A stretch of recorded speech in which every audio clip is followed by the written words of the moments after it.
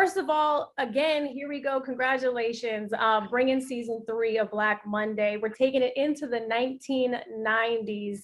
Regina, I want to start with you. It's obviously taking it back to the biggest stock market crash in one single day. What will we see as far as that is concerned? And also the embracement of the 90s music and the fashion.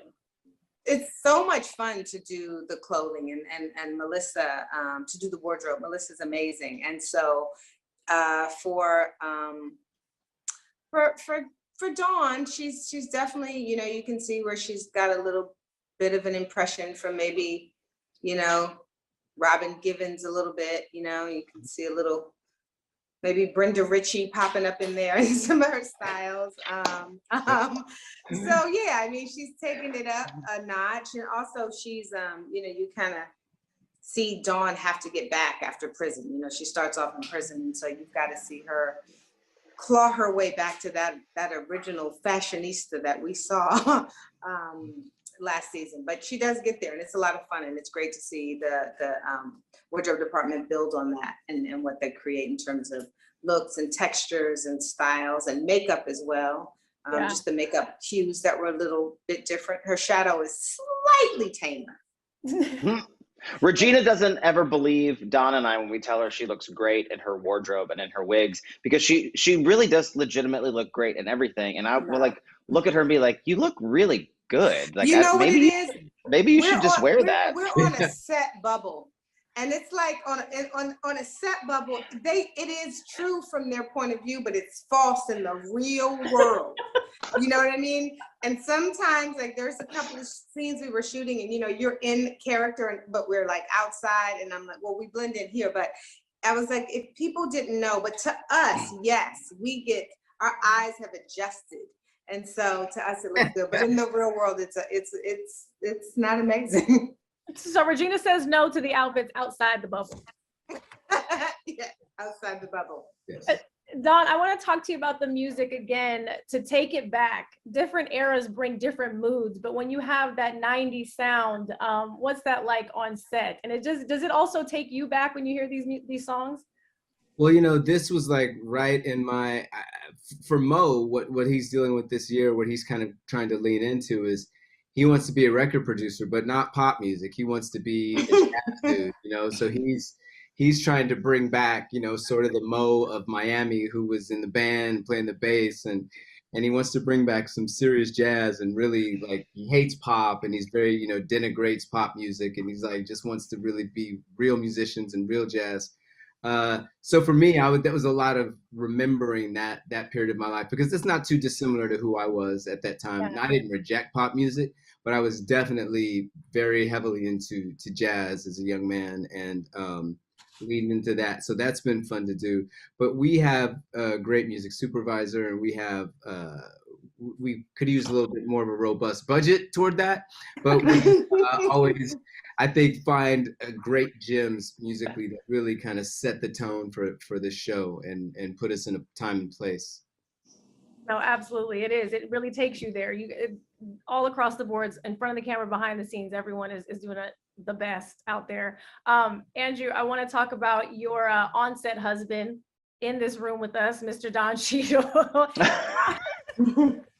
We're in a throuple. We are in a full throuple. Gunk, gunk, gunk, gunk, gunk. I know you posted on Instagram about that. Why? What makes him the on-set hubby? Be my on-set. Well, you know, we do spend a lot of time together when we're doing it. We shoot the show very quickly. I mean, we do it, you know, 10, 11 weeks out of the year. We just sort of throw ourselves back into this world. But, you know, these are people that I see them more than I see my boyfriend or my family, or like, so we're just, you know, all in each other's business for yeah. Sure. I want to stay, I'm going to dig deeper in y'all's business for a second. And we're taking it back to the 90s for real, not just on this project right here, this show. But Don, being on Fresh Prince, the wardrobe, everything back then, and then the best man, Regina, as Candy, everything in those time eras. What do you guys remember most, and what do you miss the most about those moments? I think people were trying really hard in the 90s.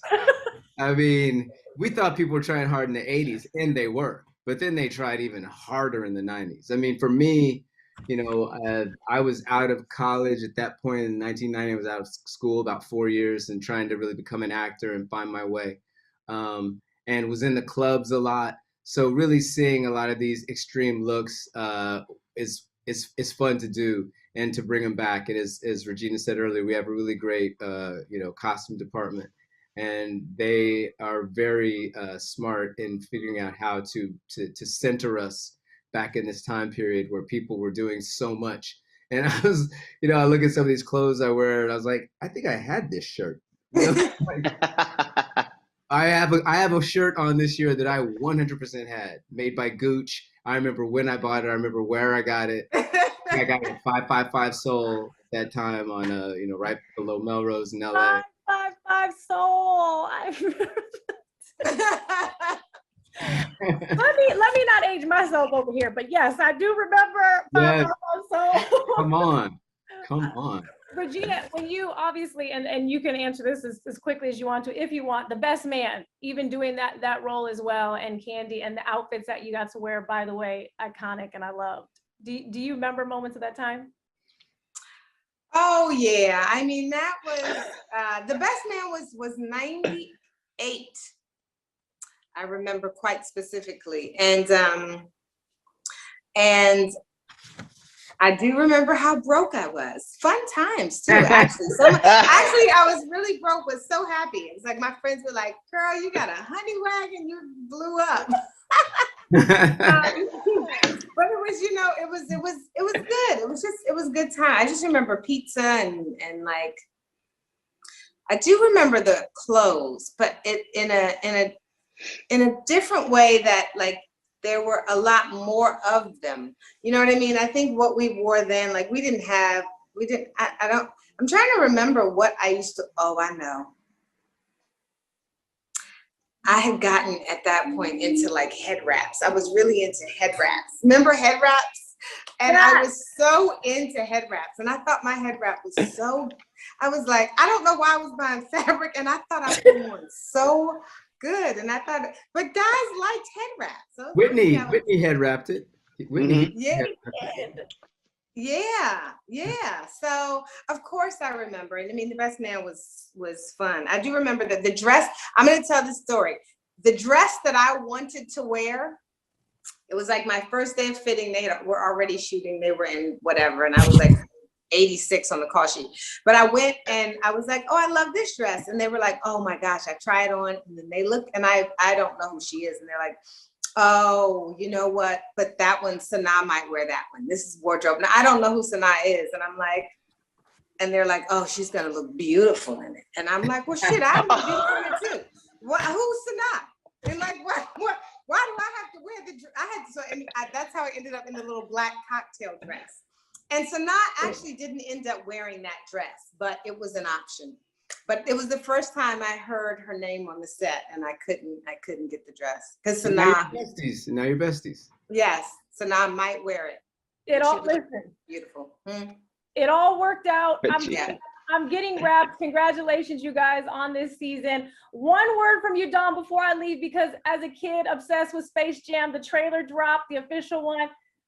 On a scale of 1 to 10, where are we with the hypeness? How excited are we? Could Jordan appear? Michael Jordan is in the movie. Okay, thank you. But not in the way you'd expect it. Okay. Thank you guys so much. Congratulations on this. Thank you. Time. Thanks, guys.